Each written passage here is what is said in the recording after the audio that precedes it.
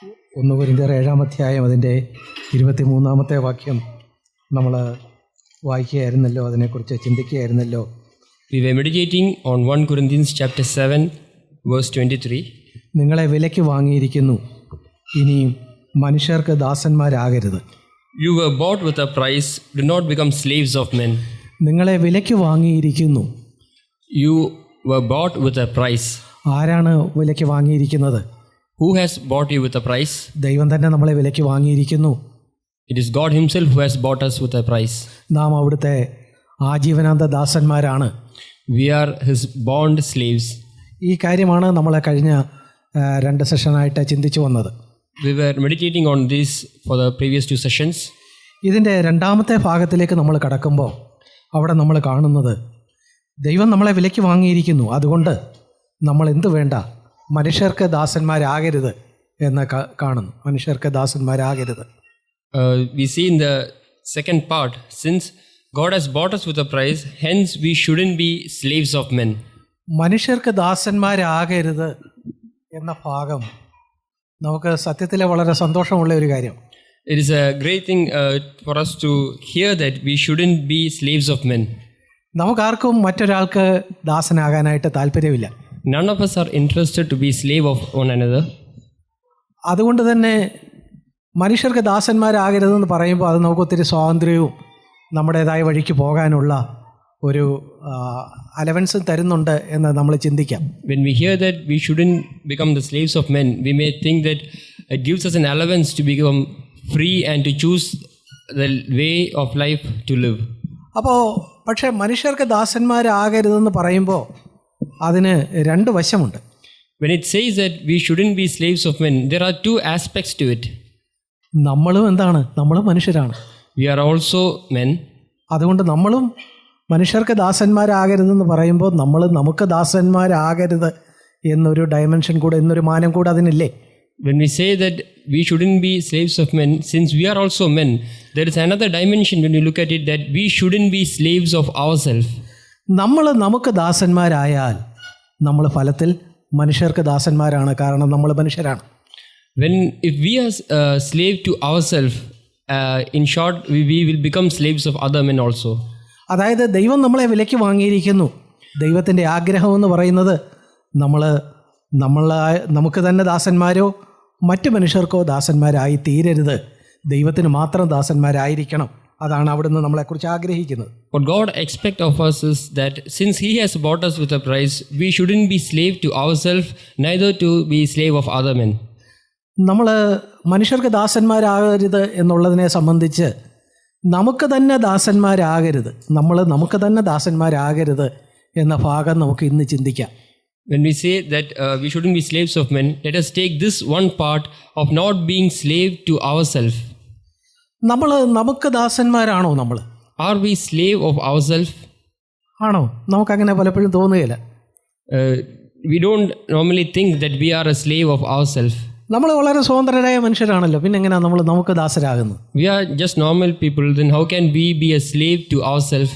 എന്നാൽ മറ്റൊരു വശത്ത് ചിന്തിച്ചാൽ നമ്മൾ സത്യത്തിൽ നമുക്ക് തന്നെ ദാസന്മാരല്ലേ?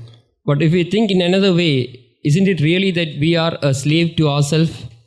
നമ്മൾ നമ്മുടെ വികാരങ്ങൾക്കനുസരിച്ച്, നമ്മുടെ ചിന്തകൾക്കനുസരിച്ച്, നമ്മുടെ കയ്യിലുള്ള സമ്പാദ്യങ്ങൾക്കനുസരിച്ച് ഒക്കെ നമ്മളെ തന്നെ പരിമിതപ്പെടുത്തുമ്പം ഒരളവിൽ നമുക്ക് തന്നെ ദാസന്മാരായിരിക്കുകയാണ്. When we suppress ourselves according to our emotions or the thoughts of our mind or according to our financial state, in one way we are being a slave of ourselves. നമ്മുടെ ദൈവപ്രവൃത്തിക്ക്, നമ്മളുടെ ദൈവം ആരംഭിച്ചിരിക്കുന്ന ഒരു പ്രവൃത്തിക്കെതിരായിട്ട് നമ്മുടെ തന്നെ സുഖങ്ങൾക്കും നമ്മുടെ തന്നെ ശീലങ്ങൾക്കും അല്ലെങ്കിൽ നമ്മുടെ തന്നെ സ്വയാഭിമാനങ്ങൾക്കും നമ്മുടെ കോംപ്ലക്സുകൾക്കും നമ്മുടെ വികാരങ്ങൾക്കും നമ്മുടെ കയ്യിലുള്ള വസ്തുക്കൾക്കും ഒക്കെ അടിമകളായി നിൽക്കുമ്പോൾ നമ്മൾ ഫലത്തിൽ നമുക്ക് തന്നെ അടിമകളാകുക. When we are a slave to our own emotions, our own habits or our own comforts or according to the financial state we have, in one way we are becoming a slave of ourselves. നമ്മുടെ ശരീരത്തിന് നമ്മൾ അടിമകളായാൽ ഫലത്തിൽ നമുക്ക് തന്നെ അടിമകളാകുകയാണ്. If we become the slave of our body, in short, we are becoming slave of ourselves.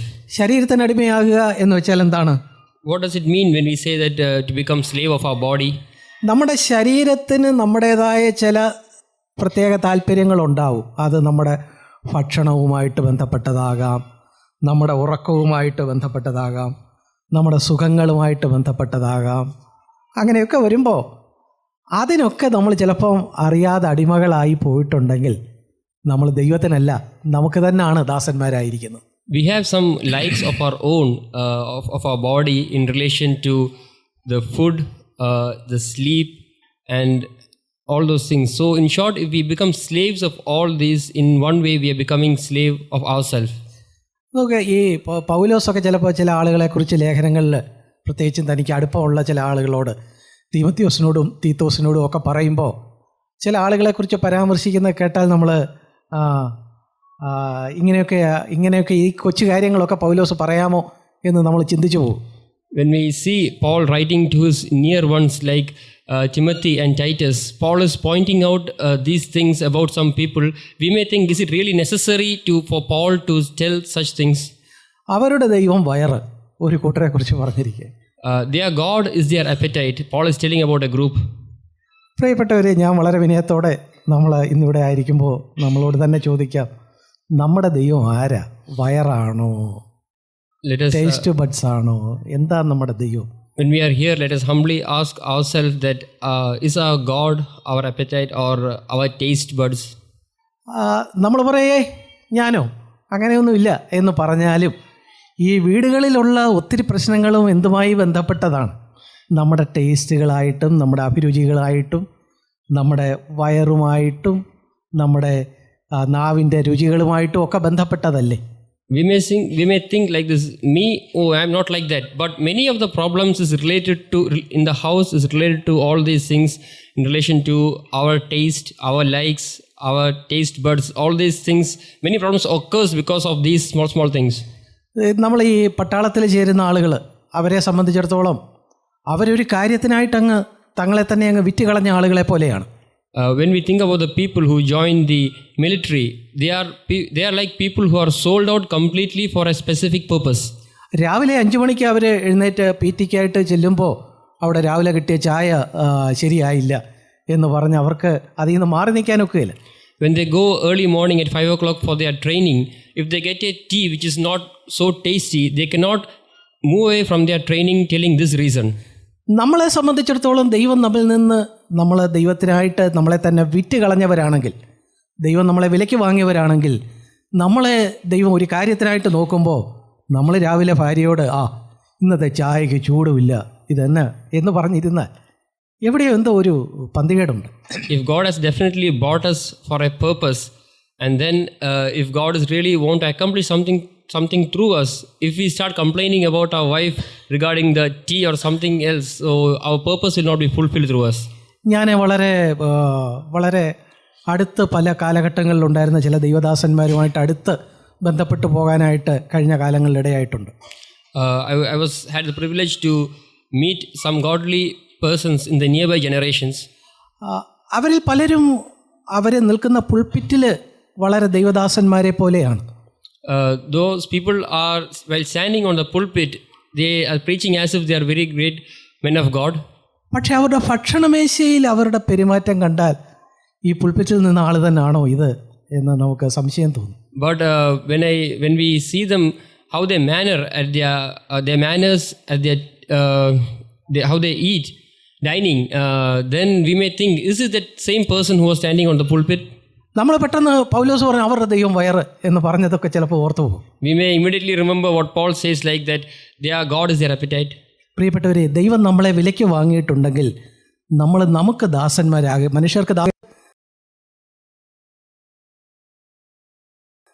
ദാസന്മാരാകരുത്. നമ്മുടെ വയറിന്, നമ്മുടെ taste ബഡുകൾക്ക് ദാസന്മാരാകരുത്. Beloved, if we are really bought by God, we should not be slaves of other men. We shouldn't be slave of ourselves. Neither we should be slaves of our taste buds. നമ്മൾ അത്തരം ഒരാളെക്കുറിച്ച് വലിയ സാധ്യതകളുള്ള ഒരാൾ, അദ്ദേഹം തൻ്റെ നാവിൻ്റെ രുചികൾക്ക് അടിമയായി പോയതുകൊണ്ട് തനിക്ക് സംഭവിച്ച ഒരു വലിയ ദുര്യോഗത്തെക്കുറിച്ച് എബ്രായർക്ക് എഴുതിയ ലേഖനത്തിൽ വായിക്കുന്നുണ്ട്. We read about a person who was addicted to this taste buds and his fate. You can read in Hebrews.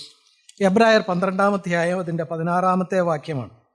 ആരും ദുർനടപ്പുകാരനോ ഒരു ഊണിന് ജ്യേഷ്ഠാവകാശം വിറ്റ് കളഞ്ഞ യേശാവിനെ പോലെ. Hebrews chapter 12 verse 16. Like Esau who sold his own birthright for a single meal. നോക്കുക, എന്തൊരു സാധ്യതയുള്ള ഒരാളായിരുന്നു. What a possibility he had in his life. അതായത് ഇസ്രായേൽ മക്കളെ സംബന്ധിച്ചിടത്തോളം മൂത്ത മകനാണ് എല്ലാവിധത്തിലുള്ള അവകാശങ്ങളും ഉള്ളത്. Considering Israelites, the firstborn had all the rights.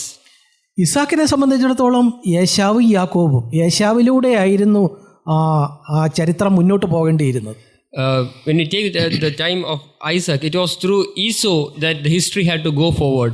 മൂത്ത മകനാണ് ഇരട്ടി സ്വത്തിന് അവകാശം. അതുപോലെ തന്നെ ഇസ്രായേൽ മക്കളെ സംബന്ധിച്ചിടത്തോളം വരാൻ പോകുന്ന വാഗ്ദത്ത മശിഹ ഈ പറഞ്ഞ ആ ജ്യേഷ്ഠൻ്റെ ആ പാരമ്പര്യത്തിലൂടെ വംശാവലിയിലൂടെയാണ് വരേണ്ടത്.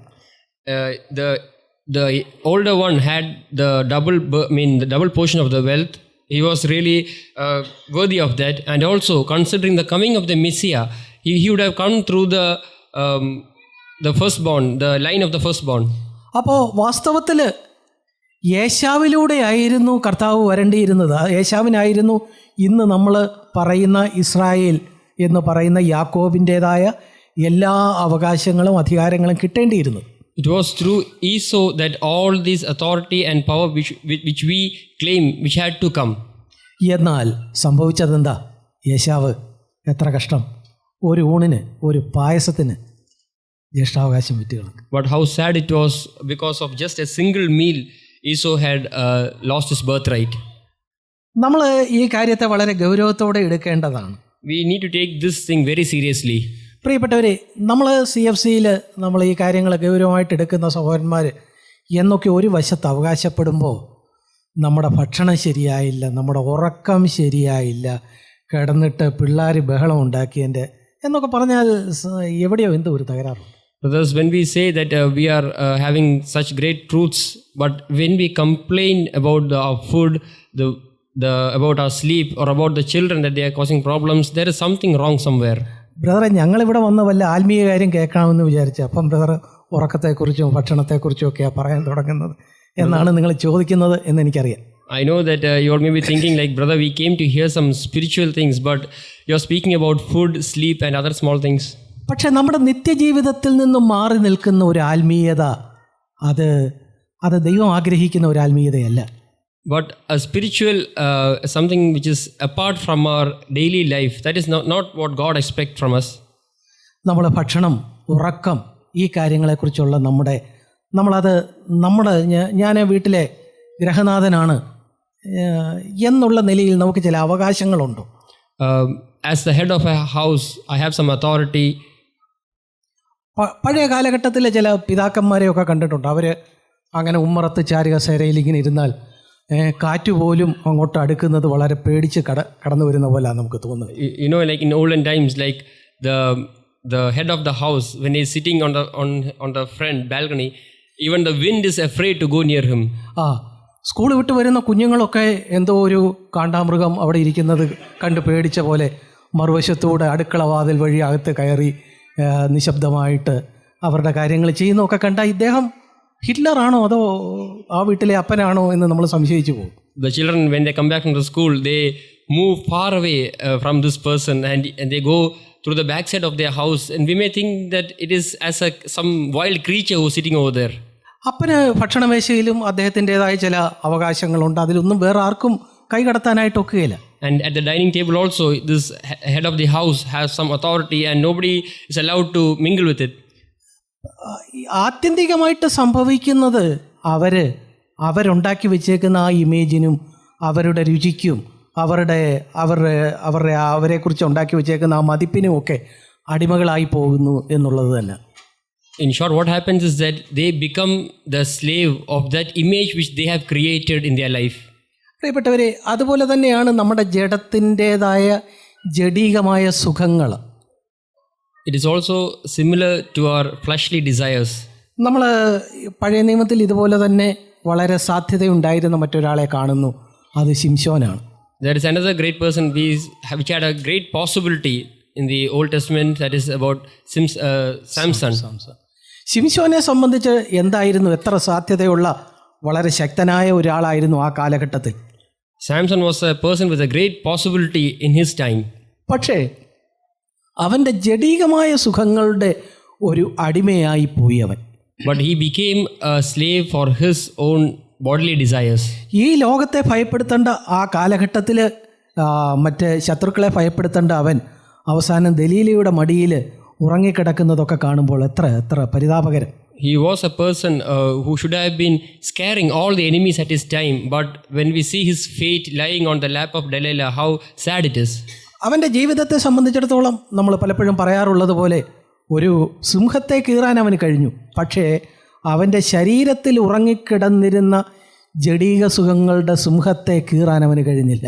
When you look through his life, we can know that he was able to tear a lion apart, but he was unable to tear the lion that is his fleshly desires in his body. ആ കൊച്ചു കാര്യം എന്ന single inverted കോമയിൽ പറയുക, ആ കാര്യത്തിലാണ് അവൻ വീണുപോയത്.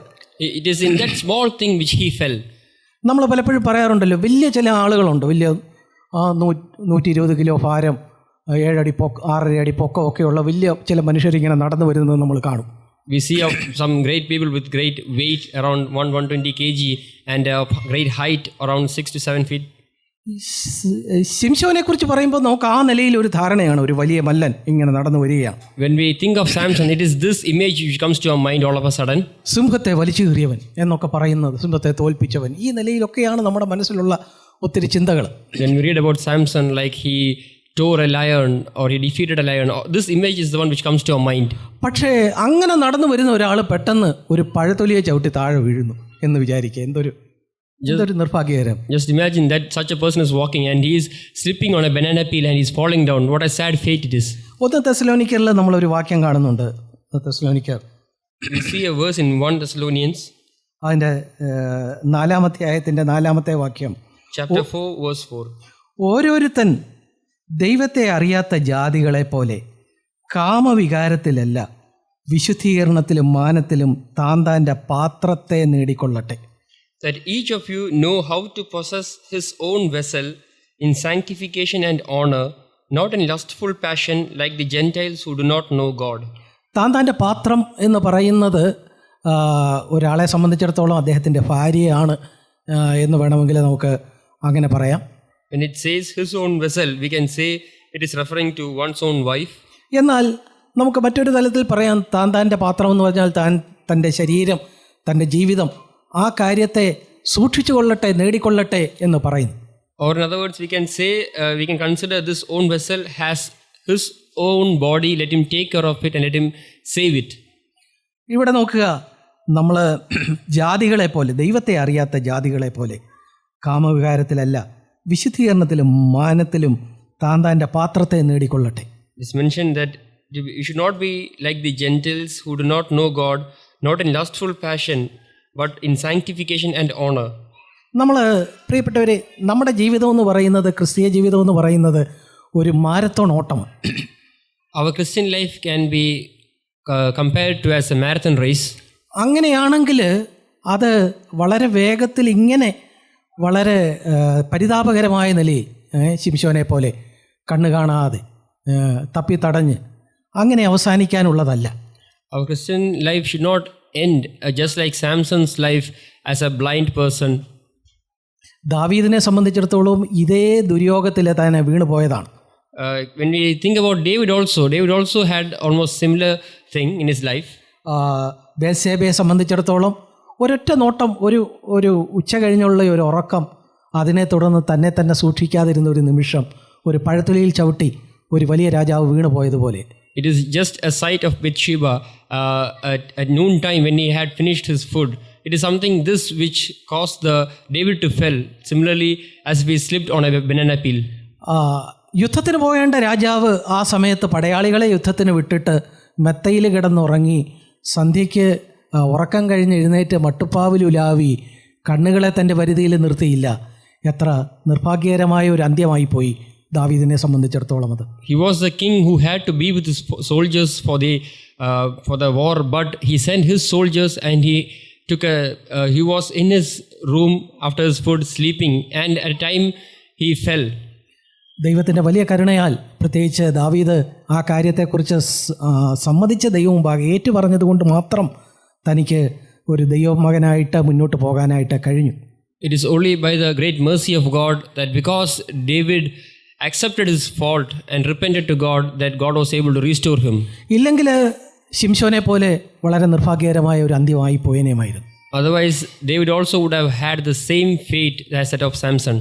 David Wilkerson എന്ന് പറഞ്ഞ ആ ദൈവദാസൻ തൻ്റെ കൂടുണ്ടായിരുന്ന ഒരു സഹപ്രവർത്തകനായ പാസ്റ്ററുടെ ഒരു അനുഭവം ഒരിക്കൽ വിവരിച്ചിട്ടുള്ളത് ഞാൻ ഓർക്കുന്നു. I remember about David Wilkerson explaining about one of his friend who is a pastor. അദ്ദേഹം വളരെ ശക്തമായിട്ട് ആ കാലഘട്ടത്തിൽ ഉപയോഗിക്കപ്പെട്ടുകൊണ്ടിരുന്ന ചെറുപ്പക്കാരനായ ഒരു pastor.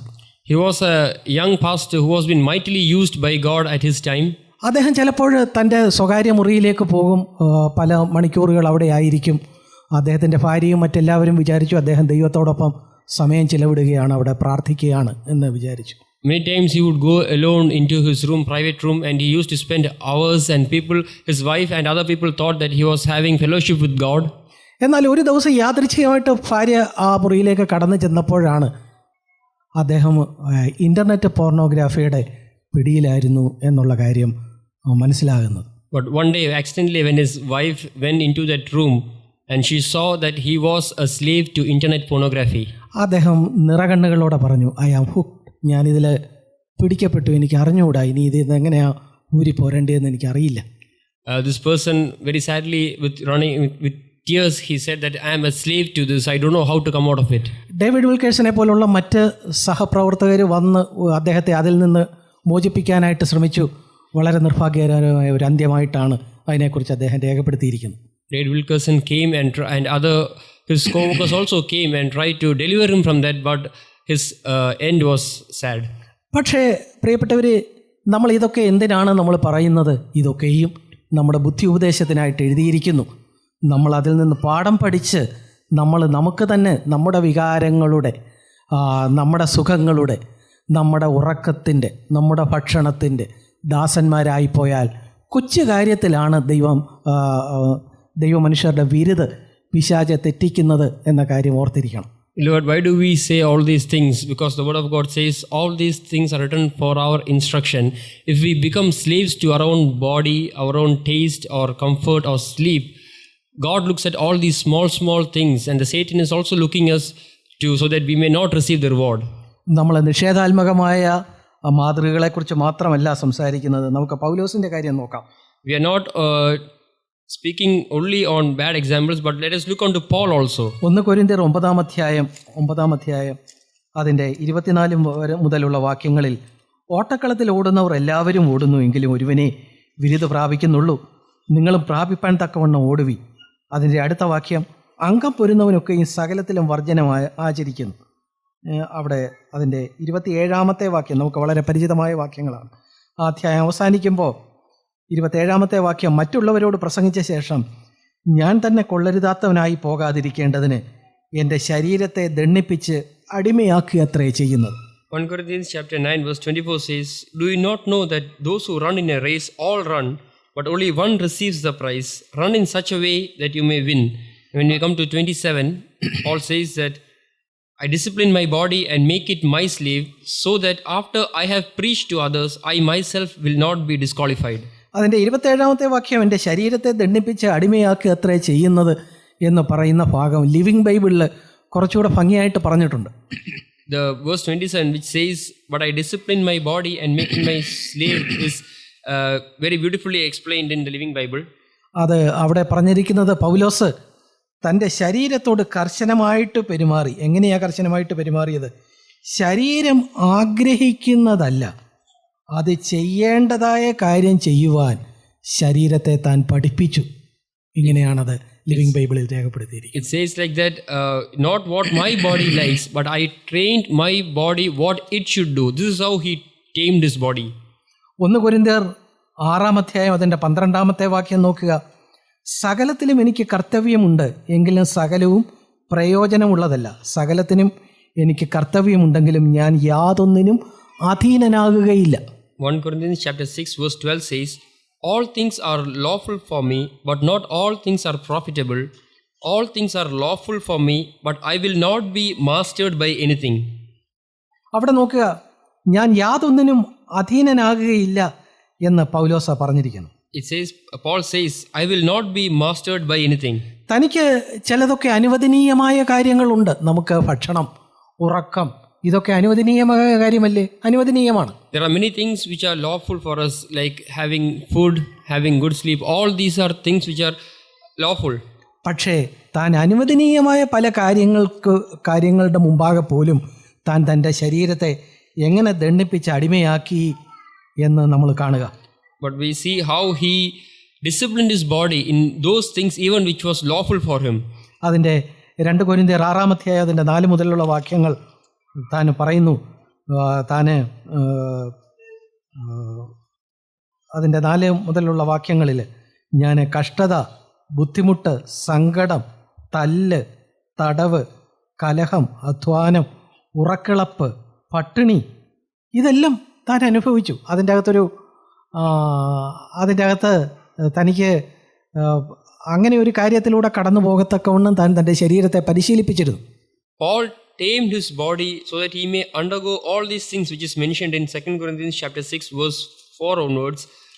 In everything commending ourselves as servants of God, in much endurance, in affliction, in hardship, in distress, in beatings, in imprisonments, in tumults, labors, sleeplessness, in hunger, in purity, in knowledge, patience, kindness. 2 കൊരിന്ത്യർ 12:10 നമ്മൾ വരുമ്പോൾ പൗലോസ് ഇതാ തൻ്റെ മറ്റൊരു അനുഭവം പറയുന്നു. അതുകൊണ്ട് ഞാൻ ബലഹീനത, കയ്യേറ്റം, ബുദ്ധിമുട്ട്, ഉപദ്രവം, ഞെരുക്കം എന്നിവ സഹിപ്പാൻ ഇഷ്ടപ്പെടുന്നു. Therefore he says in 2 Corinthians chapter 12 verse 10, therefore I am well content with weaknesses, with insult, with distresses, with persecutions, difficulties for Christ's sake. പ്രിയപ്പെട്ടവരെ, കണ്ടോ, ഒരു പടയാളിയുടെ മനോഭാവമാണിത്. അല്ലെങ്കിൽ ഈ നിലയിൽ ഒരു അത്ലറ്റിനെ പോലെ തൻ്റെ ശരീരത്തെ ദണ്ഡിപ്പിച്ച് അടിമയാക്കി ഒരു അത്ലറ്റ് ഒരു മെഡൽ നേടാൻ എങ്ങനെ തന്നെ ചിട്ടപ്പെടുത്തുന്നു, അതുപോലെ ഒരു അനുഭവത്തിലൂടെയാണ് പൗലോസ് കടന്നുപോയത്. Beloved, just think, this is the attitude of a soldier or that of an athlete who are well determined to win the medal. He is taming his body. താൻ ഉറക്കത്തിന് അടിമയായിരുന്നില്ല, സുഖങ്ങൾക്ക് അടിമയായിരുന്നില്ല. He was not a slave to sleep or to food. നാം നമ്മുടേതായ ഉറക്കം, ഭക്ഷണം, അനുവദനീയമായ കാര്യങ്ങൾ, അതുപോലെ തന്നെ ജഡത്തിൻ്റെതായ സുഖങ്ങൾ, ഇതിനൊക്കെ അടിമയായി പോയാൽ ഫലത്തിൽ നമുക്ക് തന്നെ അടിമയായി പോവുകയാണ്. If we become a slave to our food or in relation to our sleep, then in one way we are becoming a slave to ourselves. ശരീരത്തിന് അടിമയായി പോകുന്നതിനെ കുറിച്ചാണ് നമ്മളിപ്പോൾ ഇത്രയും നേരം പറഞ്ഞത്. അതുപോലെ തന്നെ നമ്മുടെ മനസ്സിന് ചിലപ്പോഴും അടിമയായി പോകാം. We were hearing about becoming a slave to our body. Now let us listen how we may become a slave of our mind. രണ്ടാമതായിട്ട് നമുക്ക് മനസ്സുമായി ബന്ധപ്പെട്ട് നമ്മുടെ ഈഗോ, ചില ആളുകൾ അവരുടെ ഈഗോയുടെ അടിമകളാണ്. Some people are a slave to their own ego. Ego എന്ന് പറഞ്ഞാൽ എന്താ? ഒരു സ്വയാഭിമാനമെന്നോ മറ്റോ നമുക്ക് വേണമെങ്കിൽ പറയാം. What is this ego? Let us say that it is something which we like, some self-respect which we expect. തീർച്ചയായിട്ടും നമുക്ക് നമ്മളെക്കുറിച്ച് ദൈവം അനുവദിക്കുന്ന അളവിൽ ഒരു റെസ്പെക്റ്റ് ഉണ്ടാകുന്നതിൽ തെറ്റൊന്നുമില്ല. പക്ഷേ അതൊരു ഈഗോയായിട്ട് വളർന്ന ഒരാൾക്ക് നമ്മുടെ അടുത്തേക്ക് അടുക്കാനൊക്കാത്തവണ്ണം മുള്ളൻ പന്നി മുള്ളെല്ലാം വിടർത്തി നിൽക്കുന്നത് പോലെയാണോ നമ്മളായിരിക്കുന്നത്? നമ്മളെ തന്നെ ശോധന ചെയ്യണം. There is nothing wrong in having a self-respect which the God has allowed to us, but if that self-respect grows up to become an ego, for example, as a porcupine who's having with all his spikes. ആളുകൾക്ക് നമ്മുടെ അടുത്തേക്ക് കടന്നു വരാൻ തടസ്സമായിട്ട് നമ്മുടേതായ ചില ചിന്തകളുണ്ട്, നമ്മളെക്കുറിച്ച് തന്നെയുള്ള ഉയർന്ന ചില സങ്കല്പങ്ങളുണ്ട്. ചിലർക്ക് അത് അവരുടെ കുടുംബത്തെക്കുറിച്ചായിരിക്കാം, ചിലപ്പോൾ അവരുടെ വിദ്യാഭ്യാസത്തെക്കുറിച്ചായിരിക്കാം, ചിലപ്പം ജാതിയെക്കുറിച്ചായിരിക്കാം. പല നിലയിലാണ് ഈ കാര്യം വെളിവാകുന്നത്. We may have very high thoughts about ourselves to such an extent that people cannot come near us. It may be related to our family, with our education or our job or whatever. കുടുംബം ചിലരെ സംബന്ധിച്ചിടത്തോളം അവർ എന്തെങ്കിലുമൊക്കെ ഒന്ന് പറഞ്ഞേച്ച് ഉടനെ തന്നെ നമ്മൾ നേരത്തെ പറഞ്ഞ പോലെ അവരുടെ കുടുംബപരമായ പശ്ചാത്തലത്തിലേക്കൊക്കെ വരും. Some people, after telling some things, immediately though they go to their family background. കഴിഞ്ഞിടെ ഞാൻ ഓർത്തഡോക്സിലെ നിന്ന് അച്ഛനായിരിക്കെ വിശ്വാസത്തിലേക്ക് വന്ന ഒരു ദൈവദാസൻ സംസാരിക്കുന്നത് ഞാൻ കേൾക്കാനിടയായി. I was able to hear a person who became a believer, who was from an Orthodox background and he was a priest. Now he's a believer. Okay. അദ്ദേഹം പറയുമായിരുന്നു, അദ്ദേഹം ഇങ്ങനെ വിശ്വാസത്തിലേക്ക് വന്ന ശേഷം അദ്ദേഹത്തെ അവരുടെ കുടുംബയോഗത്തിന് വിളിക്കാറില്ല. He was telling like this: after being born again, he was invited for a gathering. family get together. ഒടുവിലെ ഒരു ദിവസം എങ്ങനെയോ അവരുടെ ഭാരവാഹികൾക്ക് ഒരു തെറ്റുപറ്റി ഇദ്ദേഹത്തെ കുടുംബയോഗത്തിൽ പ്രസംഗിക്കാനായിട്ട് വിളിച്ചു. So the people who were in charge, they called this person to preach in the family gathering. അവിടെ ചെന്നപ്പോൾ അദ്ദേഹം ഈ കുടുംബം എന്നുള്ള കാര്യത്തെക്കുറിച്ച് തന്നെ പറഞ്ഞു. നമ്മളൊക്കെ എല്ലാവരുടെയും കുടുംബ പശ്ചാത്തലം പറഞ്ഞു വരുമ്പോൾ നേരത്തെ പറഞ്ഞ പോലെ തോമാശ്ലീഹയോ അല്ലെങ്കിൽ കൂറുമാറിയ 12 നമ്പൂതിരി കുടുംബങ്ങളോ എങ്ങാണ്ടൊക്കെയാണ് കൊണ്ടുവന്ന് ഉറപ്പിച്ചിരിക്കുന്നത്. And he started preaching about the subject, the family, as we heard in the morning session, weighing back to the about St. Thomas and all. അദ്ദേഹം പറഞ്ഞു, എന്താ നമ്മുടെ കുടുംബം? നമ്മളെല്ലാം ഒരു കുടുംബത്തിൽ പെട്ടതാ. പണ്ട് ആരാണ്ടര പഴം കട്ടുപറിച്ചതിന് ഒരു വല്യമ്മയെ തോട്ടത്തിൽ നിന്ന് ഇറക്കി വിട്ടു. ആ വല്യമ്മയുടെ മക്കളാണ് നമ്മളെല്ലാം. അത്രയേ ഉള്ളൂ നമ്മുടെ പാരമ്പര്യം. This person started speaking that what is this family? We all belong to one family. ഹവ്വായെ കുറിച്ചാണത്. ഹവ്വ അവള് പഴം കട്ടുപറിച്ചു. സത്യത്തിൽ അതല്ലേ സംഭവിച്ചത്. വല്ലവരുടെയും തോട്ടം, അവിടുന്ന് ഒരു പഴം കട്ടുപറിച്ചതിന് കൈയോടെ പിടിച്ച് ആ തോട്ടത്തിൽ നിന്ന് ഇറക്കി വിട്ട വല്യമ്മയുടെ മക്കളാ. ഇത്രയേ ഉള്ളൂ. He was actually speaking about Eve, like he was telling that Eve who went and stole who plucked the fruit from others' garden, and hence we all belong to that race. അതുപോലെ തന്നെ ജാതിപരമായ ചിന്തകൾ. പ്രിയപ്പെട്ടവരെ, ഇതൊക്കെ നമ്മൾ പറയുമ്പോൾ എനിക്കോ ജാതിയോ അങ്ങനെയൊന്നും ഇല്ല എന്ന് നമ്മൾ പറയും. പക്ഷേ നമ്മുടെ ഉള്ളിൽ ഈ നിലയിലുള്ള ചില വൃഥാ പ്രശംസകൾ ഒളിഞ്ഞിരിപ്പുണ്ടോ എന്ന് നമ്മളെ തന്നെ ശോധന ചെയ്യണം. Some people speak about their caste, like we may boast about a caste. We may think that we don't do like that, but when we go deep down, we know that all these things are there in us. അപ്പോസ്തല പ്രവൃത്തി 17-ാം അധ്യായത്തിൽ പൗലോസ് നടത്തുന്ന പ്രസംഗത്തിൽ താൻ ഒരു കാര്യം പറയുന്നത് നമ്മൾ കേൾക്കുന്നു. We can see one thing what Apostle Paul says about in Acts of Apostles chapter 17. അതിൻ്റെ 17-ാം അധ്യായം അതിൻ്റെ 26-ാമത്തെ വാക്യം. ഭൂതലത്തിലെങ്ങും കൂടിയിരിപ്പാൻ അവൻ ഒരുത്തനിൽ നിന്ന് മനുഷ്യജാതിയൊക്കെയും ഉളവാക്കി. Verse chapter 17 verse 26 says, he made from one man every nation of mankind to live on all the face of the earth. King James വെർഷനിൽ ഒരുത്തനിൽ നിന്നല്ല, from one blood എന്നാണ്. In King James version it is not mentioned from one man, it is mentioned as from one blood. ഒരു രക്തത്തിൽ നിന്ന് മുഴുവൻ മനുഷ്യരെയും സൃഷ്ടിച്ചേക്കുന്നത് ഒരു രക്തത്തിൽ നിന്നാണ്. It is mentioned that all the mankind are being created from one blood. സഭയിൽ പ്രിയപ്പെട്ടവരെ, ജാതിപരമായ ആ നിലയിലുള്ള ചിന്തകൾ ഉണ്ടെങ്കിൽ ഈ കാര്യത്തിലേക്ക് നമ്മൾ കടന്നു വരിക. എല്ലാവരെയും ഒരു ബ്ലഡിൽ നിന്നാണ് ഉണ്ടാക്കിയിരിക്കുന്നത്. In the church, if this issue is there, like in relation to the caste, let us remember that we are all from the same blood. ഗലാത്യർക്ക് എഴുതിയ ലേഖനം 3-ാം അധ്യായത്തിലേക്ക് വരുമ്പോൾ പൗലോസ് അന്ന് നിലവിലിരുന്ന ജാത്യാഭിമാനങ്ങൾക്ക് നേരെ താൻ വളരെ കർശനമായ ഒരു നിലപാട് എടുക്കുന്നത് നമുക്ക് കാണാനായിട്ട് കഴിയും. When we turn to the book of Galatians, we know the strong stand which Paul took to the religious system which existed in his time. അതിൻ്റെ 3-ന്റെ താൻ പറയുന്നു അവിടെ യഹൂദനും യവനനും എന്നില്ല. അതിൻ്റെ 28-ാമത്തെ വാക്യം, അതിൽ യഹൂദനും യവനനും എന്നില്ല, ദാസനും സ്വതന്ത്രനും എന്നില്ല, ആണും പെണ്ണും എന്നില്ല. In Galatians chapter 3 verse 28 says, there is neither Jew nor Greek, there is neither slave nor free man, there is neither male nor female. പൗലോസ് ഇത് എഴുതുമ്പോൾ ഇന്നത്തേക്കാൾ വളരെ വ്യത്യസ്തമായ നിലയിൽ ജാത്യാഭിമാനം പുലർത്തിയിരുന്ന യഹൂദന്മാരുള്ള ഒരു കാലഘട്ടത്തിലാണ് ഇത് എഴുതുന്നത് എന്ന് ഓർക്കണം. When Paul writes this, we should remember that he was writing in a time when there existed a lot of distinction between caste.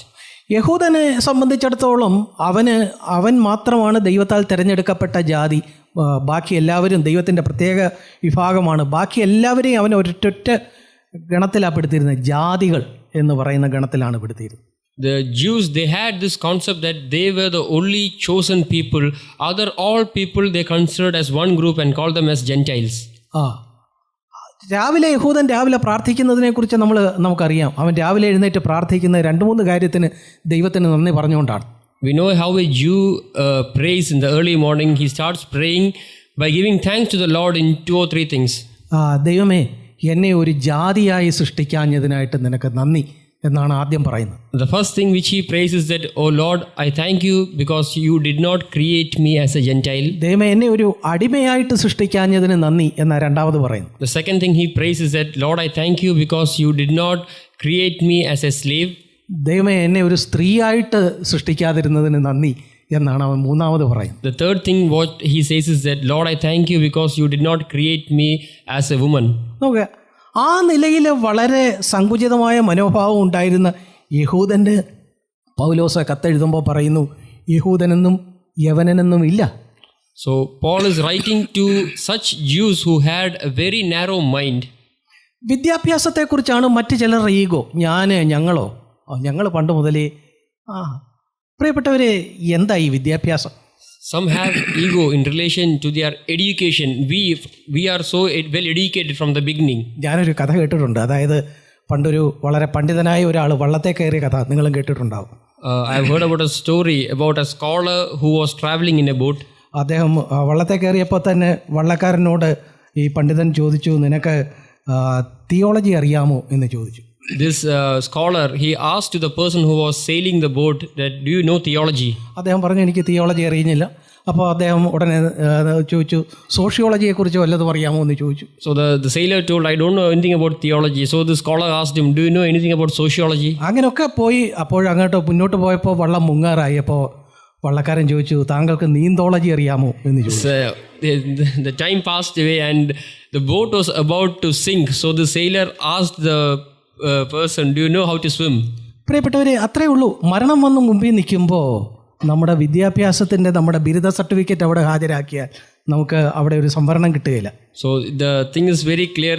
When death comes and stands in front of us, the degrees or merits which we have cannot be of any help to us. 1 കൊരിന്ത്യർ 1-ാം അതിൻ്റെ 19-ാം വാക്യം നോക്കുക. ജ്ഞാനികളുടെ ജ്ഞാനം ഞാൻ നശിപ്പിക്കുകയും ബുദ്ധിമാന്മാരുടെ ബുദ്ധി ദുർബലമാക്കുകയും ചെയ്യും. 1 Corinthians chapter 1 19-20 വാക്യം. ജ്ഞാനി എവിടെ? ശാസ്ത്രി എവിടെ? ഈ ലോകത്തിലെ താർക്കികൻ എവിടെ? ലോകത്തിന്റെ ജ്ഞാനം ദൈവം ഭോഷത്വമാക്കിയല്ലോ. 1 Corinthians chapter 1 verse 19 says, "I will destroy the wisdom of the wise, and the cleverness of the clever I will set aside. Where is the wise man? Where is the scribe? Where is the debater of this age?" അതിൻ്റെ 27-ാമത്തെ വാക്യം, ജ്ഞാനികളെ ലജ്ജിപ്പിപ്പാൻ ദൈവം ലോകത്തിൽ ഭോഷത്വമായത് തെരഞ്ഞെടുത്തു. For God has chosen the foolish things of the world to shame the wise.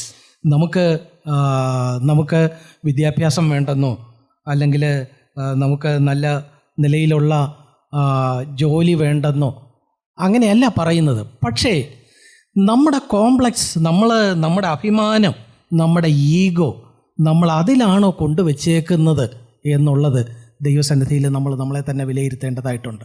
We are not telling that we should not be educated or we should not have a good job, but do we have a complex in all these things that we are well educated or we have a good job? ധനത്തെക്കുറിച്ചാണ് വേറെ ചിലരുടെ ego. Some people have ego in relation to their wealth. അവർ പറയുന്ന ഈ പൊട്ടണം വിലക്കെടുക്കത്തക്ക ചില ആളുകളൊക്കെ പറയുന്ന കേട്ടാൽ നമ്മൾ അത്ഭുതപ്പെട്ടു പോകും. When we hear about some people talk, we'll be amazed. ധനവാന്മാരോട് പൗലോസ് എന്താ പറയുന്നത്? ധനവാന്മാരോട് പൗലോസ് പറയുന്നത്, ഈ ലോകത്തിലെ ധനവാന്മാരോട് ഇല്ലാത്ത ധനത്തിലല്ല നിങ്ങളുടെ പ്രശംസ വെക്കേണ്ടത് എന്ന് തന്നെയാണ് പറയുന്നത്. Paul says to those people who are rich not to keep their heart on their wealth. ആരോഗ്യത്തെക്കുറിച്ചോ ചിലർക്ക് അവരുടെ ആരോഗ്യം, അവർ രാവിലെ എഴുന്നേറ്റ് എക്സസൈസ് ചെയ്യുന്നത്, പ്രിയപ്പെട്ടവർ, ഇതൊന്നും വേണ്ടെന്നല്ല പറയുന്നത്. പക്ഷേ നമ്മുടെ ഈഗോ ഇതിനെ അടിസ്ഥാനപ്പെടുത്തിയാണെങ്കിൽ അങ്ങനെയല്ല ദൈവവചനം പറയുന്നത്. Some people glory in their health. They do good exercise and they maintain a well physique. But if we are proud in all these things, then God is against us. യാക്കോബ് പറയുന്നു, നിങ്ങളുടെ ജീവൻ എങ്ങനെയുള്ളത്? ഇന്ന് കാണുന്നതും നാളെ ഇല്ലാതാവുന്നതുമായ ആവിയല്ലോ, ഇറ്റ് ഈസ് എ വേപ്പർ. അങ്ങനെയാണ് യാക്കോബ് അതിനെക്കുറിച്ച് പറയുന്നത്. James says that we are like vapors. We are like vapor in this world. സഹോദരിമാർ ചിലർ അവരുടെ സൗന്ദര്യത്തിലാണ്, സൗന്ദര്യം, അവരുടെ ഗുഡ് ലുക്സ്, ഈ കാര്യങ്ങളിലാണോ പ്രിയപ്പെട്ടവരെ നമ്മൾ നമ്മുടെ ഈഗോ അതിനെ അടിസ്ഥാനപ്പെടുത്തി നമുക്കൊരു വലിയ ഭാവം ഉണ്ടായിട്ടുണ്ടോ? Beloved sisters, do you glory in your beauty? Are you having a complex that you are so beautiful? എപ്പോഴെങ്കിലും നിങ്ങൾ കണ്ണാടി നോക്കി നിങ്ങൾ ആൾ കുഴപ്പമില്ല എന്ന് തോന്നുന്ന നിമിഷം എന്താ ചെയ്യേണ്ടതെന്ന് അറിയാമോ? Do you know what you should do when you look at the mirror and think that you are very good? നിങ്ങൾ ചിന്തിക്കേണ്ട, ഞാൻ ഈ കാണുന്ന കണ്ണാടി ഒരു എക്സ്റേ കണ്ണാടിയാണെന്നൊന്ന് സങ്കല്പിച്ച് നോക്കുക. We need to imagine that the mirror which you see is an X-ray mirror. ആ എക്സ്റേ ആയിരുന്നെങ്കിൽ അതിലെന്താണ് പതിയുന്നത്? ഒരു തലയോട്ടിയാണ് ഇങ്ങനെ കാണുന്നത്. തലയോട്ടിയുടെ കോമാളിച്ചിരി ഇങ്ങനെ പല്ലുമൊക്കെ ആയിട്ട് അതാണ് അവിടെ കാണുന്നത്. If it is an X-ray mirror, you see your skull and that's it. പ്രിയപ്പെട്ടവരെ, മരണം കഴിഞ്ഞ് ചില നാളുകൾ കഴിയുമ്പോൾ ഇത്രയേ ഉള്ളൂ. Beloved, when you die, after some days, that is the real image which you are going to bear. നമ്മൾ ബൈബിളിൽ വളരെ തൻ്റെ സൗന്ദര്യത്തെക്കുറിച്ച് അഹങ്കരിച്ചിരുന്ന ഒരാളിനെ കുറിച്ച് നമ്മൾ കാണുന്നുണ്ട്. We see about a person who was so proud of his beauty in the word of God. 2 ശമൂവേലിലേക്ക് വരുമ്പോൾ നമ്മൾ അങ്ങനെ ഒരു ചെറുപ്പക്കാരനെ കാണുന്നുണ്ട്. Let us turn to 2 Samuel. 2 ശമൂവേൽ അതിൻ്റെ 14-ാമത്തെ അധ്യായം, chapter 14. അതിൻ്റെ 25-26 വാക്യങ്ങൾ നോക്കുക. 2 ശമൂവേൽ 14-ന്റെ 25-26. എന്നാൽ എല്ലാ ഇസ്രായേലിലും സൗന്ദര്യം കൊണ്ട് അബ്ശാലോമിനോളം ശ്ലാഘ്യനായ ഒരുവനും ഉണ്ടായിരുന്നില്ല. അടി തൊട്ട് മുടി വരെ അവനൊരു ഊനവുമില്ലായിരുന്നു. 2 Samuel chapter 14 verse 25 says, Now in all Israel was no one as handsome as Absalom, so highly praised, from the sole of his foot to the crown of his head, there was no defect in him. അടുത്ത വാക്യം, അവൻ തൻ്റെ തലമുടി ആണ്ടുതോറും കത്രിപ്പിച്ച് കളയും, അതിൻ്റെ രാജതൂക്കത്തിന് 200 ശേക്കൽ കാണും. When he cut the hair of his head, it was at the end of every year he cut it, and he weighed the hair of his head at 200 shekels. ഒരു രാജകുമാരൻ, എത്ര സുന്ദരനായ ഒരുവൻ! He's a prince, how beautiful he was. അദ്ദേഹത്തിൻ്റെ സൗന്ദര്യത്തിൽ ഒരു പ്രശംസയുണ്ടായിരുന്നു. He was proud of his beauty. അതുകൊണ്ടാണല്ലോ വെട്ടിച്ച് കളഞ്ഞ മുടിയെടുത്ത് തൂക്കി നോക്കി അത് എത്ര ശേക്കലുണ്ട് എന്നൊക്കെ പ്രഖ്യാപിച്ചത്. The reason we see that he, after cutting his hair, he weighed it and calculated the value of it. എന്നാൽ അബ്ശാലോമിന്റെ അന്ത്യം എങ്ങനെയായിരുന്നു എന്ന് നിങ്ങൾക്കറിയാമല്ലോ. 18-ാം അധ്യായത്തിന്റെ 9-ാം വാക്യത്തിലേക്ക് വരുമ്പോൾ നമ്മളത് കാണുന്നു. Do you know how he ended his life? When we turn to 18th chapter verse 19. 18-ന്റെ 9. Verse 9. അവിടെ അബ്ശാലോം ദാവീദിന്റെ ചേവകരെ പേടിച്ച് ഓടിപ്പോകുമ്പോൾ, ഒരു കഴുതപ്പുറത്ത് കയറി പോകുമ്പോൾ ഒരു കരുവേലകത്തിൻ്റെ കീഴെ എത്തി അവൻ്റെ മുടി ആ കരുവേലകത്തിലൂടെ ഉടക്കി അവൻ്റെ താഴെ നിന്ന് അവന് കയറി ഓടിച്ചു പോയ കോവർ കഴുത ഓടിപ്പോയി. അവൻ ആകാശത്തിനും ഭൂമിക്കും മധ്യേ തൂങ്ങിക്കിടന്നു. Verse 9 says, Now Absalom happened to meet the servants of David, for Absalom was riding on his mule, and the mule went under the thick branches of a great oak, and his head caught fast in the oak, so he was left hanging between heaven and earth, while the mule was under him kept going. അവൻ അങ്ങനെ തൂങ്ങിക്കിടന്നപ്പോഴാണ് യോവാബ് ചെന്നത്, ഒരു കുന്തം കൊണ്ട് അവൻ്റെ വയറ്റിൽ കുത്തി. അതോടെ അവൻ്റെ അന്ത്യമായത് നമുക്കറിയാം ആ ചരിത്രം. And we know how he ended. At this time Joab came and he saw Absalom and pierced him. പ്രിയപ്പെട്ടവരെ, അബ്ശാലോമിൻ്റെ പ്രശംസ അവൻ്റെ മുടിയിലായിരുന്നു. അവൻ്റെ മുടി തന്നെ അവൻ്റെ അന്ത്യത്തിന് കാരണമായി. Lord, Absalom was proud about his hair, and this hair was a cause for his death. നിങ്ങൾ പറയും, ബ്രദറിന് തലയിൽ മുടി ഇല്ലാത്തതുകൊണ്ടാണ് മുടിയുള്ളവരെ കുറിച്ച് ഈ നിലയിൽ പറയുന്നത് എന്ന് നിങ്ങൾ പറയാം. You may say that, brother, you are speaking like this because you don't have hair on your head. യിരെമ്യാവിൻ്റെ പുസ്തകം 9-ാം അധ്യായത്തിലേക്ക് നോക്കുക. അവിടെ ഒരു പ്രത്യേകം നമ്മൾ പറഞ്ഞ കാര്യങ്ങളെല്ലാം സംക്ഷേപിച്ച് ഇങ്ങനെ പറയുന്നു. Let us turn to the book of Jeremiah, chapter 9. അതിൻ്റെ 9:23 വാക്യം. Chapter 9, verse 23. ആ വാക്യം ഇടയ്ക്കിടയ്ക്ക് നമ്മൾ എടുത്തൊന്ന് വായിക്കുന്നത് നല്ലതാണ്. It is good so that we may read this verse very frequently. ഈ വാക്യം ശവസംസ്കാര സമയത്ത് ചില എപ്പിസ്കോപ്പൽ സഭകൾ അവരുടെ ചൊല്ലിൽ ഉൾപ്പെടുത്തിയിട്ടുണ്ട്. Some episcopal gatherings, they have included this verse at their funeral. ജ്ഞാനി ജ്ഞാനത്തിൽ പ്രശംസിക്കരുത്, ബലവാൻ തൻ്റെ ബലത്തിൽ പ്രശംസിക്കരുത്, ധനവാൻ തൻ്റെ ധനത്തിലും പ്രശംസിക്കരുത്. പ്രശംസിക്കുന്നവനോ യഹോവയായ ഞാൻ ഭൂമിയിൽ ദയയും ന്യായവും നീതിയും പ്രവർത്തിക്കുന്നു എന്നിങ്ങനെ എന്നെ ഗ്രഹിച്ചറിയുന്നതിൽ തന്നെ പ്രശംസിക്കട്ടെ. Let not a wise man boast of his wisdom, and let not the mighty man boast of his might. Let not a rich man boast of his riches, but let him who boast of this, that he understands and knows me, that I am the Lord who exercises loving kindness, justice, and righteousness on earth, for I delight in these things. ഏത് കാരണത്തെ ചൊല്ലിയാണെങ്കിലും നമ്മുടെ ego ആ നിലയിൽ ശക്തമായാൽ അത് നമുക്ക് തന്നെ അത് അവസാനം നമ്മുടെ അന്ത്യം അതുമായി ബന്ധപ്പെട്ടാകാം. If we are proud in any of the thing, at last our end will be, the cause of our end will be that thing in which we are proud of.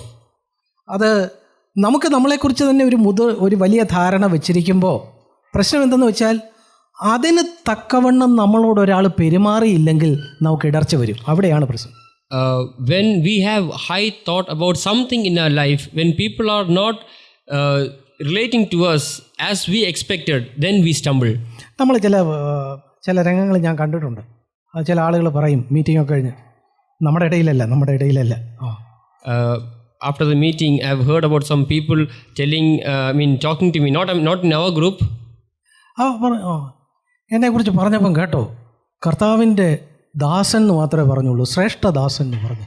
When brother was speaking about me, he told just I am a servant of God, not some special servant. അതുപോലെ തന്നെ വിലയേറിയ ദാസൻ, അത് ഇങ്ങനെ വിലയേറിയ എന്നുള്ളത് അതെങ്ങനെ എത്രത്തോളം നീട്ടുന്നു അതിനനുസരിച്ച് ആളിൻ്റെ ആ ഈഗോ ഇങ്ങനെ ഉയർന്നു പോവുകയാണ്. How much more this person is lifted up, that much of ego it comes in his life. പ്രിയപ്പെട്ടവരെ, നമ്മൾ കേട്ടാൽ ഇത്ര നിസ്സാരമായ കാര്യങ്ങളിലാണല്ലോ വലിയ ആത്മീയമായ കാര്യങ്ങളൊക്കെ കൊണ്ടു നടക്കുന്ന ആളുകളാണ്, പക്ഷേ അവരെ തകർത്ത് കളയുന്നത് ഇങ്ങനെയുള്ള ചില കൊച്ചു കാര്യങ്ങളാണ്. This man may know a lot of spiritual things, but what is the cause of his what make him to stumble is these small things. നമ്മൾ ഇതൊക്കെ പറയുമ്പോൾ നമ്മൾ പറയും നമ്മുടെ ഇടയിൽ അങ്ങനെയൊന്നും ഇല്ല എന്ന് പറയും. When we hear all these things, we may say that such thing is not there in our midst. പക്ഷേ നമ്മൾ ചില കാര്യങ്ങളിൽ ഉത്തരവാദിത്തപ്പെട്ട ആളുകൾ നമ്മളെ ചില കാര്യങ്ങളിൽ ചില താക്കീത് നൽകുമ്പോൾ നമ്മൾ ചിലതിൻ്റെ മുമ്പാകെ ഇടറിപ്പോകുന്നത് നമ്മളത് അനലൈസ് ചെയ്ത് നോക്കുമ്പോൾ അവിടെയായിരുന്നു നമ്മുടെ ബലം എന്ന് നമുക്ക് കാണാനായിട്ട് കഴിയും. But when the people who have authority over us, when they correct us, if we are unable to take that correction, and when we sit and analyze, we understand it is that place where we are weak.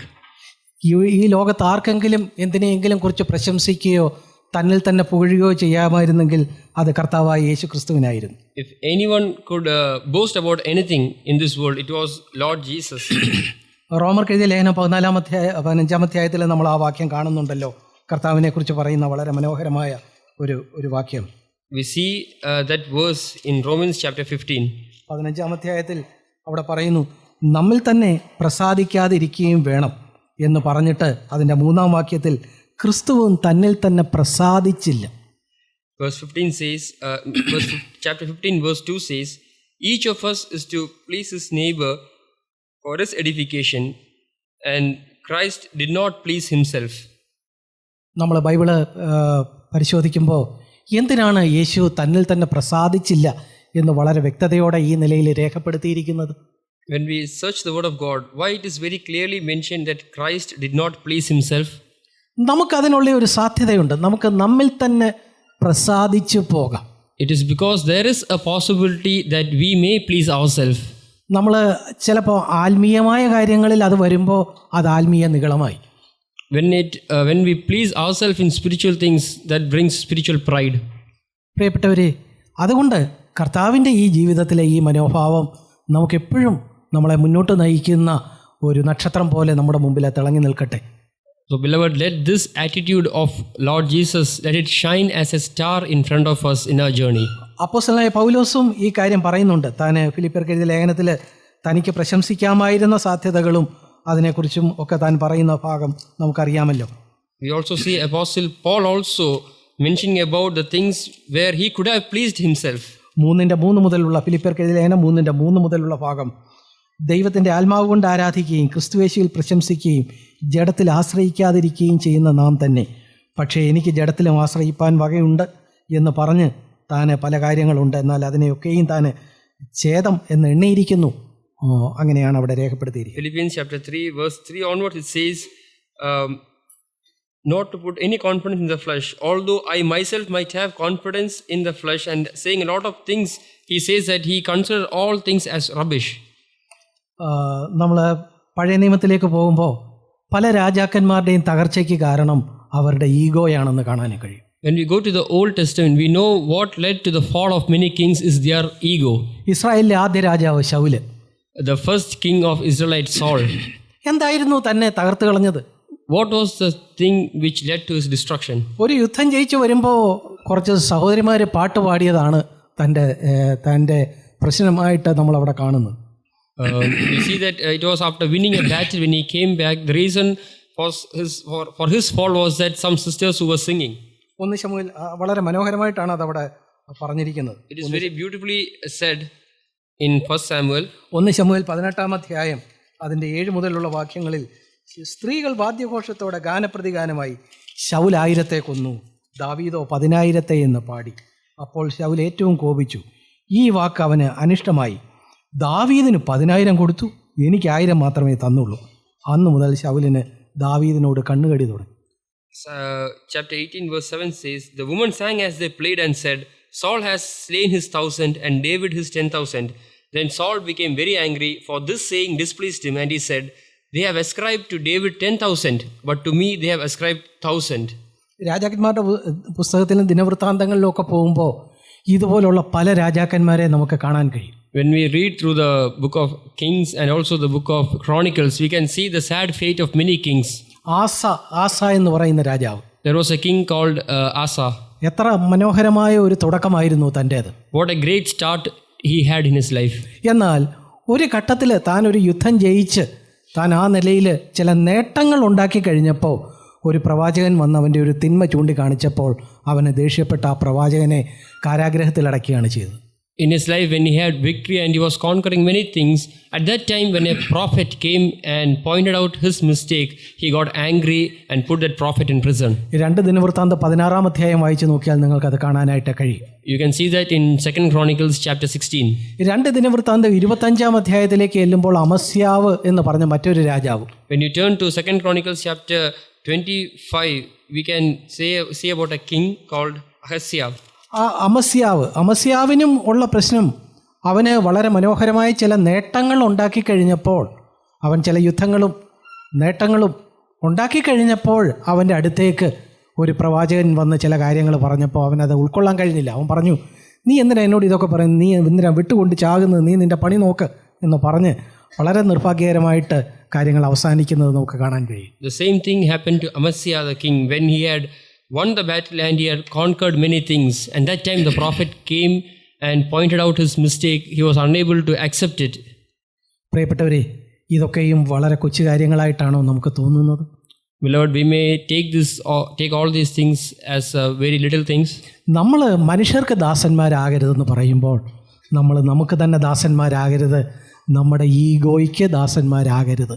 When we say that we should not be slaves of men, we should not be slaves of our own self, nor the slave of our ego. ഒരു കാര്യം കൂടെ പറഞ്ഞിട്ട് നമുക്ക് നമ്മുടെ ഈ session അവസാനിപ്പിക്കാം. നമ്മുടെ വികാരങ്ങൾക്ക്, നമ്മുടെ തോന്നലുകൾക്ക് നമ്മൾ അടിമയായി പോയാൽ, അതിന് ദാസനായി പോയാൽ നമുക്ക് തന്നെ ദാസന്മാരായി പോവുകയാണ്. If we become slave of our emotions or our feelings, then in one way we are becoming slave of ourselves. ചില ആളുകൾ അവരുടെ വികാരങ്ങളിലാണ് ജീവിക്കുന്നത്. Some people live in their feelings. അങ്ങനെയുള്ളവർക്ക് ക്രിസ്തീയ ജീവിതം മുന്നോട്ട് കൊണ്ടുപോകാൻ വലിയ പ്രയാസമായിരിക്കും.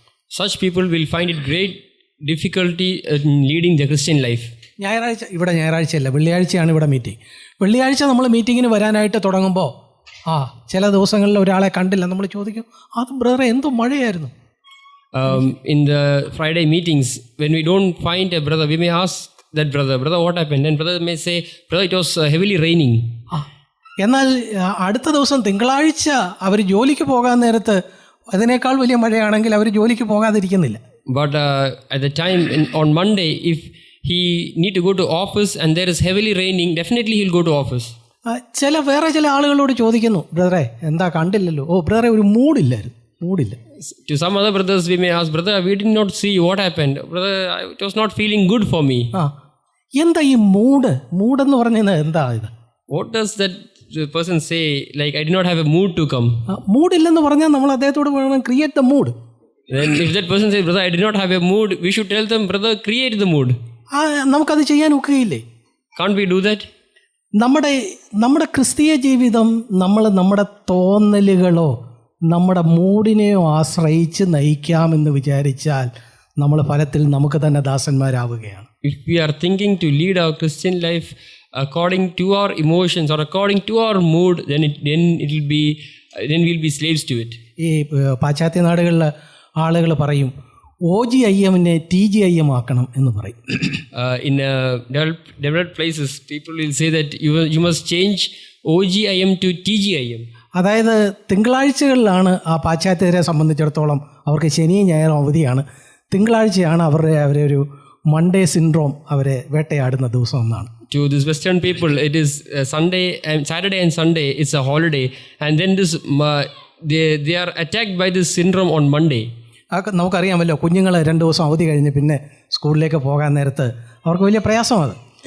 We know that the children find it so difficult to go to school after some 1 or 2 days of holidays. അപ്പോൾ ശനി ഞായർ അവധി കഴിഞ്ഞ് തിങ്കളാഴ്ച ഓഫീസിൽ പോകാൻ നേരത്ത് അവരിൽ പലരുടെയും ഒരു മനോഭാവമാണ് OGIM എന്ന് പറയുന്നത്. So this OGIM is an attitude which they have when they go to office on Monday after 2 days of holidays. OGIM എന്ന് വെച്ചാൽ Oh God, it is Monday. OGIM means Oh God, it is Monday. അപ്പോൾ ആ OGIM-നെ നമുക്ക് വേറൊന്നാക്കണം, TGIM ആകണം. So we need to change this OGIM to TGIM. TGIM എന്താണ്? Thank God, it is Monday. TGIM means Thank God, it is Monday. നോക്ക്, അതൊരു ഇച്ഛയുടെ ഒരു വശത്ത് നിന്ന് നമ്മൾ മറ്റൊന്നിലേക്ക് കൊണ്ടുവന്ന് വെക്കുന്നതാണ്. It is that thing in which we change our dislike to a like. നമ്മളെ സംബന്ധിച്ചിടത്തോളം, വിശ്വാസികളെ സംബന്ധിച്ചിടത്തോളം നമ്മുടെ ഇച്ഛയാണ് മുമ്പിൽ പോകേണ്ടത്. Considering us believers, it is our wish which should go front. നമ്മുടെ our will. നമ്മുടെ ഇച്ഛ മുമ്പിൽ പോകുമ്പോൾ നമ്മുടെ വികാരം എന്ത് ചെയ്യും? അതിനെ പിന്തുടർന്നോളും. When our will is in forward, our feelings and emotions will follow it. അങ്ങനെ ഏത് കാര്യത്തെയും നമുക്ക് ആ നിലയിൽ എടുക്കാനായിട്ട് ഒക്കും. So we can take all the things in such a way. ക്രിസ്തീയ ജീവിതം തുടക്കം മുതൽ ഒടുക്കം വരെ ഇച്ഛയുടെ കാൽവയ്പിലാണ് അത് പുരോഗമിക്കുന്നത്. Our Christian life completely depends on our will. വെളിപ്പാട് പുസ്തകം 3-ാം അധ്യായം നോക്കുക. 3-ാം അധ്യായത്തിൽ ഒരുവൻ വിശ്വാസത്തിലേക്ക് വരുന്നതിനെക്കുറിച്ച് പറയുന്ന ഭാഗം. Let us turn to the book of Revelation chapter 3. 3-ാം അധ്യായം അതിൻ്റെ 20-ാമത്തെ വാക്യം, മാനസാന്തരപ്പെടുക, ഞാൻ വാതിൽക്കൽ നിന്ന് മുട്ടുന്നു, ആരെങ്കിലും എൻ്റെ ശബ്ദം കേട്ട് വാതിൽ തുറന്നാൽ ഞാൻ അവൻ്റെ അടുക്കൽ ചെന്ന് അവൻ എന്നോടും കൂടെ അത്താഴം കഴിക്കും. Verse 20 says, Behold, I stand at the door and knock. If anyone hears my voice and opens the door, I will come into him and will dine with him and he with me. ഏത് വാതിലാണ് ഇവർ തുറക്കേണ്ടത്? Which door should they open? നമ്മൾ പലപ്പോഴും പറയും ഹൃദയവാതിൽ തുറന്ന് കർത്താവിനെ സ്വീകരിക്കുക എന്ന് പറയും. Many times we say that we open the door of our heart and receive the Lord. ഹൃദയം എന്ന് പറഞ്ഞാൽ എന്താ? ഹൃദയം എന്ന് വെച്ചാൽ എന്താ? What does heart mean? നമ്മൾ പലപ്പോഴും ഹൃദയം എന്ന് പറയുമ്പോൾ ഒത്തിരി വികാരം, ഹൃദയത്തിൻ്റെ ഭാഷയിൽ എന്നോട് സംസാരിച്ചു എന്നൊക്കെ പറയുമ്പോൾ നമ്മളൊരു വൈകാരിക തലമാണ് എപ്പോഴും കാണുന്നത്. When we say about heart, we think about all these emotional things. എന്നാൽ സത്യത്തിൽ ഇവിടെ അവൻ കർത്താവിനെ കൈക്കൊള്ളാനായിട്ട് തുറന്നത് അവൻ്റെ ഇച്ഛയുടെ വാതിലാണ്. But in reality, what he opened was the door of his will in order to receive Lord Jesus. ദൈവവചനം എപ്പോഴും വന്ന് മുട്ടുന്നത് നമ്മുടെ ഇച്ഛയുടെ പടിവാതിക്കലാണ് വന്ന് മുട്ടുന്നത്. The word of God always comes and knocks at the door of our will. നമ്മുടെ ഇച്ഛയുടെ വാതിൽ തുറന്ന് നമ്മൾ അതിന് സ്വീകരിച്ചാൽ അത് നമ്മുടെ ജീവിതത്തിൽ പ്രായോഗികമാകും. If we open the door of our will and receive the word of God, then it will bear fruit in our life. അതിനു പകരം നമ്മുടെ വികാരങ്ങളുടെ വാതിൽ തുറന്നാലോ, വികാരങ്ങളുടെ വാതിൽ തുറന്ന് സ്വീകരിച്ചാൽ അത് അധികം നാൾ നിലനിൽക്കുകയില്ല. But if we are opening the door of our emotions, then this word of God will not last long in our life. ഇന്ന് പലയിടത്തും ക്രിസ്തീയ ലോകത്ത് മീറ്റിങ്ങുകളിലൊക്കെയും വൈകാരികതയെ ഇളക്കി വിടാനാണ് ശ്രമിക്കുന്നത്. In this present generation, in many meetings which is happening in Christendom, they try to stir up our emotions. നല്ല ഓർഗനൊക്കെ നല്ല ഭംഗിയായിട്ട് വായിച്ച് യേശുവിൻ്റെ ക്രൂശിനെ കുറിച്ചൊക്കെ പറയുമ്പോൾ ഒരു വൈകാരികതയിൽ ചിലർ മുന്നോട്ട് വെക്കുന്ന അവരുടെ തീരുമാനങ്ങളൊന്നും നീണ്ടു നിൽക്കാത്തത് എന്തുകൊണ്ടാണ്? When the organ is played in a very good tune and they speak about the about Jesus or about the cross, and when the people receive Lord Jesus in such a way, why doesn't that last in their life? പ്രിയപ്പെട്ടവരെ, ഞാൻ വികാരങ്ങളെ തള്ളിപ്പറയല്ല. വികാരങ്ങളും ദൈവം നമുക്ക് തന്നതാണ്. വികാരങ്ങൾക്ക് അതിൻ്റേതായ പ്രാധാന്യമുണ്ട്. Brothers, I'm not completely rejecting the emotions that is also given by Lord, and it has got its own significance. പക്ഷേ വികാരങ്ങളിലൂടെ അത് ഇച്ഛയിലേക്ക് കടന്നു വന്നാലേ അത് നിലനിൽക്കുകയുള്ളൂ എന്ന കാര്യമാണ് ഞാൻ പറയാൻ വന്നത്. What I mean to say is that this should go beyond our emotions and should reach the door of our will, then only it will last. നമ്മൾ കർത്താവായ യേശു ക്രിസ്തുവിൽ ഇത് എങ്ങനെയായിരുന്നു? താനൊരു വികാരത്തിലാണോ കാര്യങ്ങൾ ചെയ്തത്, അതോ ഇച്ഛയിലായിരുന്നു? How was it when we see to the life of Jesus? Did he do things based on his emotions or his will? Mathai എഴുതിയ സുവിശേഷം 15-ാം അധ്യായത്തിൽ നമ്മൾ ഒരു രംഗം കാണുന്നുണ്ട്. അതിൻ്റെ കർത്താവ് സുറഫോനിക്കാരിയായ സ്ത്രീയെ കാണാനായിട്ട് പോയ ആ രംഗം നമുക്കറിയാമല്ലോ. We know about an incident where the Lord, which is mentioned in Matthew chapter 15. അവിടെ കർത്താവ് നമുക്കറിയാവുന്നതുപോലെ ആ സ്ത്രീയെ നേടാൻ വേണ്ടി 100 കിലോമീറ്ററാണ് അന്നത്തെ കാലഘട്ടത്തിൽ അങ്ങോട്ടും ഇങ്ങോട്ടുമായിട്ട് യാത്ര ചെയ്തത്. We know that because the Lord had this burden in his heart to save this woman, he needed to walk around 100 kilometers at that time. തൻ്റെ ജീവിതത്തിൽ പ്രിയപ്പെട്ടവരെ, നമ്മൾ നേരത്തെ പറഞ്ഞതുപോലെ ജഡത്തിൻ്റെ സുഖങ്ങൾക്കോ അല്ലെങ്കിൽ തൻ്റെ തോന്നലുകൾക്കോ താൻ അതിന് ഒരു അടിമയായി നിന്നില്ല.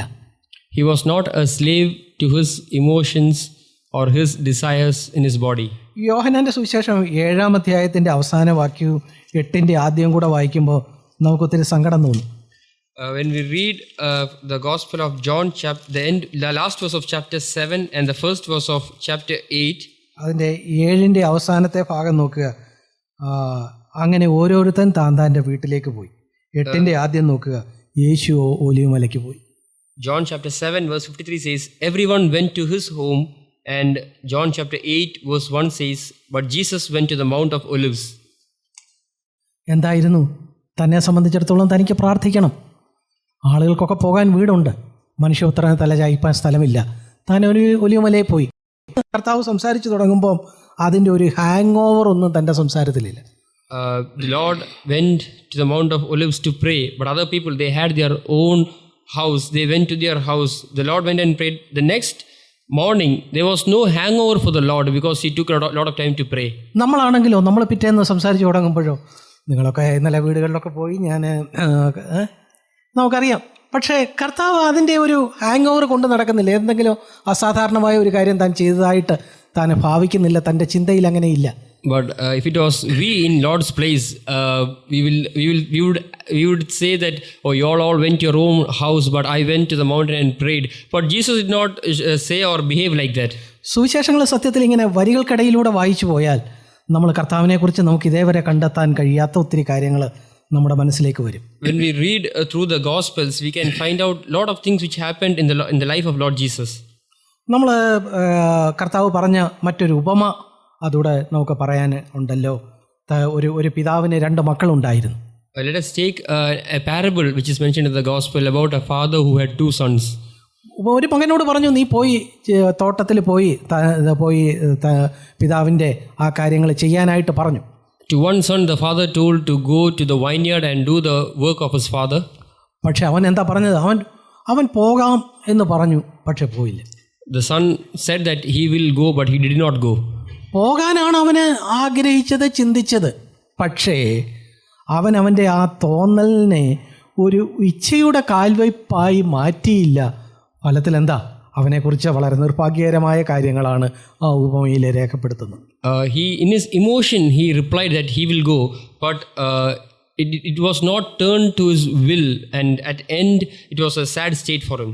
പ്രിയപ്പെട്ടവരെ, നമ്മുടെ ജീവിതത്തെ സംബന്ധിച്ചിടത്തോളം നമ്മൾ ഈ കാര്യങ്ങളെ കർത്താവിൽ നിന്ന് പാഠമെടുക്കുക, കർത്താവ് പറഞ്ഞ ഉപമയിൽ നിന്ന് പാഠങ്ങൾ എടുക്കുക. Beloved, in our life, let us learn the lessons which was mentioned by Lord Jesus in the parables. ഞാൻ എൻ്റെ വാക്കുകളെ അവസാനിപ്പിക്കട്ടെ. നമ്മുടെ മൂഡിനനുസരിച്ച് ജീവിക്കേണ്ട ആളുകളല്ല നമ്മൾ. Let me end my preaching. We should not be people who should live according to our mood. ആട്ടെ, ദൈവം ഒരു മൂഡിനനുസരിച്ച് പ്രവർത്തിക്കുന്ന ആളായിരുന്നെങ്കിൽ എങ്ങനെയായിരുന്നു ഇനി? Let us think that if God was a person who did things according to his mood. ദൈവം തന്നെ നമ്മുടെ പ്രാർത്ഥന കേൾക്കുന്ന കാര്യം തന്നെ നോക്കുക. നമ്മൾ ഈ ലോകത്തുള്ള ആളുകളൊക്കെ ഏത് സമയത്തും ദൈവത്തിൻ്റെ അടുത്ത് ആവശ്യങ്ങൾ പറഞ്ഞുകൊണ്ടിരിക്കുക. Let us take this thing in which we pray to the Lord, and throughout the world people are praying to God for many things. ഒരു ഭാര്യ ഭർത്താവിനോട് ഒരു അപേക്ഷ പറയുന്നത് എപ്പോഴായിരിക്കും? When does a wife request her husband?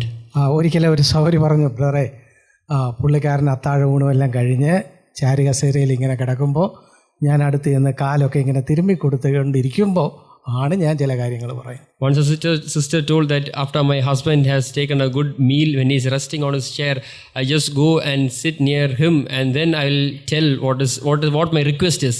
അപ്പോൾ ഒരു ഭാര്യയ്ക്ക് ഭർത്താവിനോട് ഒരു അപേക്ഷ സമർപ്പിക്കണമെന്നുണ്ടെങ്കിൽ ഒരു മൂഡ് നോക്കണം.